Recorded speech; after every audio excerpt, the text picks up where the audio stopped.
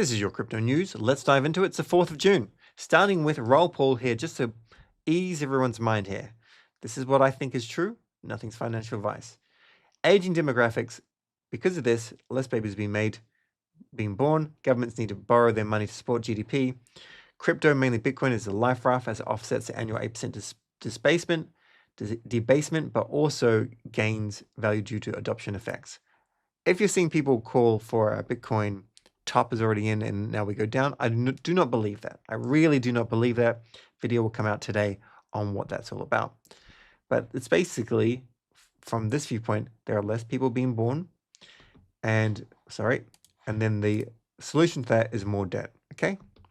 All right, having a look, a little bit of green, a little bit of red. Sol's red, we'll go over that shortly. Fair and Greed's at 62. Having a quick look at the crypto class calendar here. Kamino, go get your airdrop, claim it. Very, very bullish on Kamino. Super bullish on the actual app. But the token, they're not doing anything with the token. So at this stage, I'm saying use Kamino, but if you want to sell your airdrop, you can sell your airdrop. There will come a time when it does well, I think. But great app, token doesn't have the attention. But it is the best app when it comes to lending and borrowing. It's really, really cool. FTX payouts happening, which is cool. Remember, the Bonk Arena is out there as well. You can go play this if you want to.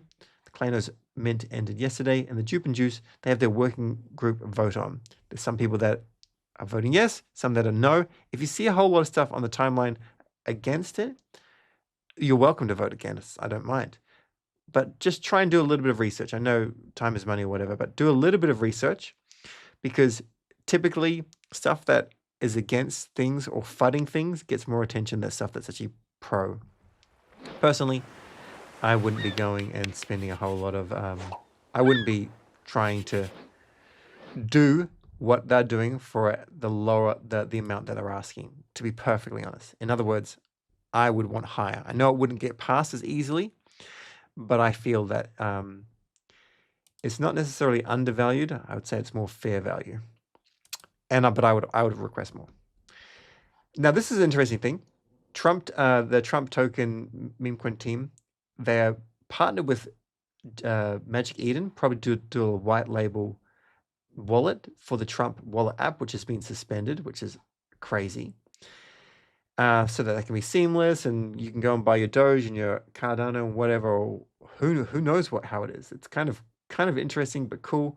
I won't use it, but what was cool is, I mean, I wouldn't use it actively, but you'd sign up for the wait list.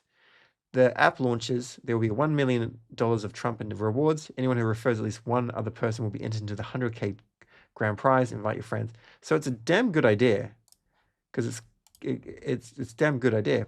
But then this guy came out, Donald Trump Jr. came out and says, we know nothing about this. This is zero involvement. It's just like, I don't think Jack, the CEO of MagicEden, is going to be mistaken. That's one thing.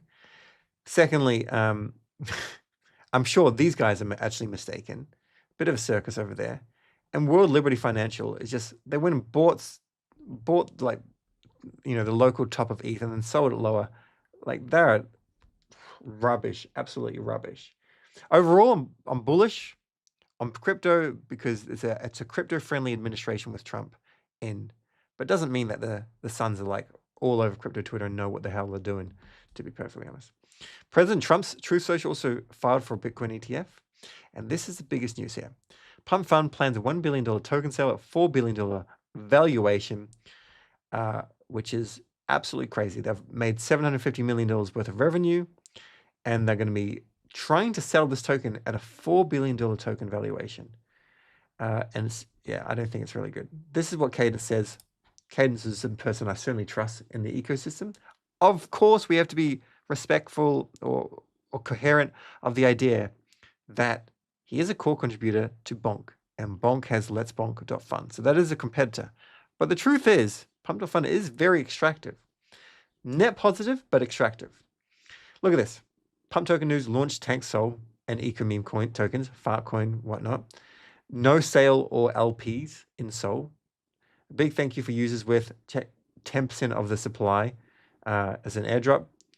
And the reason why this is an issue is everyone applauds hype. Oh, well done, hype. You went and gave out 33%. Brilliant. Amazing. You're amazing. And then no one goes and does it. Like, it's just like, what are you doing? Now, no reason to use imposed TGE. There is a better way. So this could be true, but we'll have to wait and see. But they could turn things around. I think it's going to be a bit of a max extraction, but they can turn things around. I just like it's a difficult thing. If you're pulling in investors to raise $1 billion at this crazy $4 billion valuation, and like you don't you have a moat, but someone could go and throw more resources at it and beat that moat. Like network effect, no one's won. Solana hasn't won. Bitcoin hasn't won. It's just quite crazy to get in like that.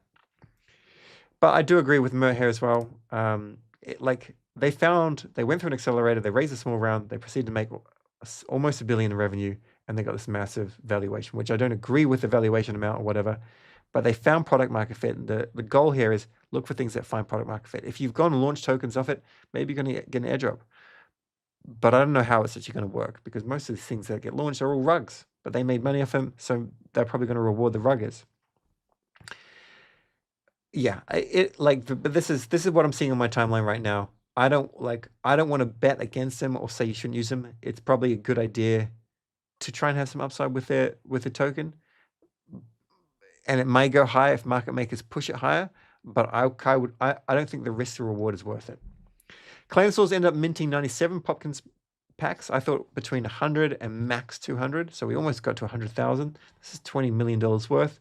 Of course, there's only 25,000, so most of the SOL will come back. Most of that USDC will come back.